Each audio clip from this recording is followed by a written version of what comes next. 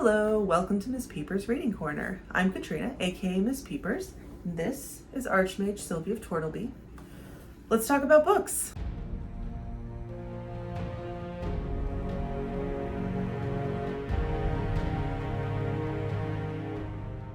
In celebration of Banned Books Week, which was at the end of September, we're spending October talking about a different banned book in every video. My goal is to educate viewers on what kinds of books are banned, why books are banned, and ultimately to encourage you to read what you want to read and not let anybody decide what you are allowed to read. Today we're going to talk about Grimm's fairy tales by the Brothers Grimm. If you grew up in the West, and possibly if you did not, you probably know at least a few of Grimm's fairy tales, if not more. These are stories like Cinderella, Little Red Riding Hood, Hansel and Gretel. A number of them have been made into Disney movies, and quite a lot of them feature in more modern retellings. Now, there have been a lot of fairy tales written by different authors, but the Grimm brothers made a point of going around Germany and collecting these folk tales and writing them down. Now in the US at least, we tend to rewrite our fairy tales so that, to paraphrase Oscar Wilde,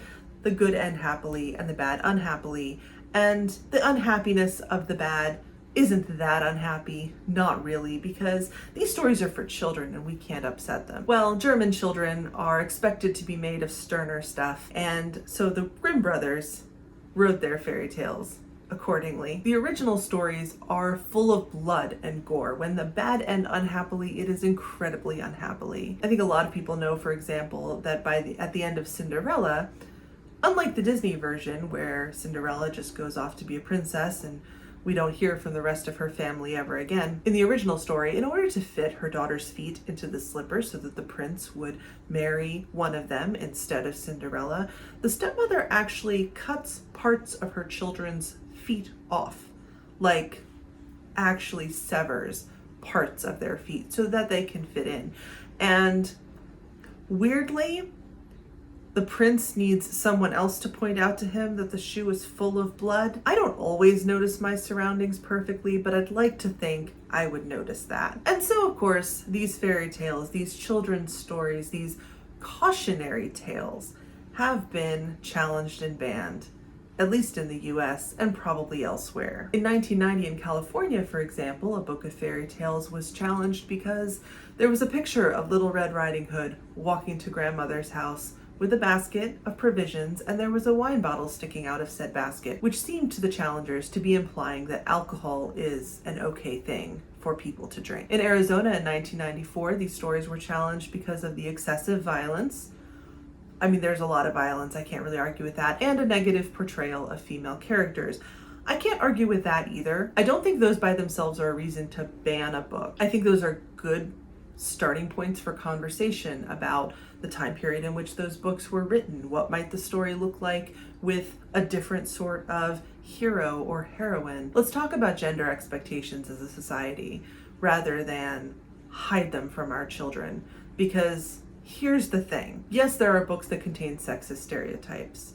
There are also movies that contain sexist stereotypes. Pretty much every single beauty advertisement you will ever see contains sexist stereotypes. Even ads for products that have nothing to do with gender are sometimes gendered.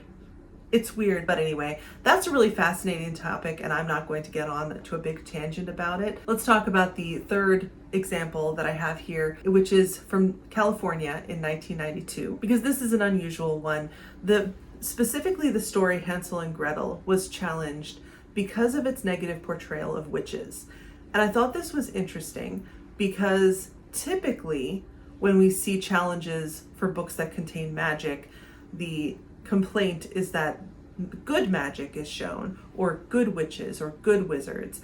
But this time, the challenge was that the witch was evil, and also that the story seems to imply that children should murder witches. I understand where these challenges are coming from. The United States, and other countries as well, has a really bloody history when it comes to women that society perceives to be witches, which are really just women who are intelligent, educated, perhaps healers, and in the wrong place at the wrong time. But that's another discussion. That said, I don't walk away from Hansel and Gretel saying, oh, well, we should just murder all witches, lest they happen to be evil cannibals, which this witch happened to be. And again, I think we can take this story within its time period. Just as the sexist portrayals are part of the time period, so is the portrayal of witchcraft. And ultimately, Hansel and Gretel, along with a lot of other stories, such as Cinderella, is really about family dynamics, more so than specifically children murdering a witch. And I would say that wasn't murder, but rather self-defense. She was totally gonna kill them. Just like any other book that we're discussing this month,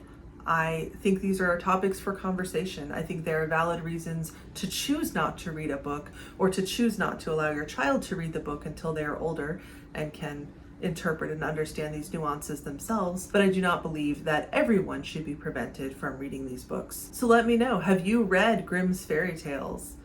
What were your thoughts? Are they too bloody for children? Let me know in the comments. And either way, I'll see you in the next one.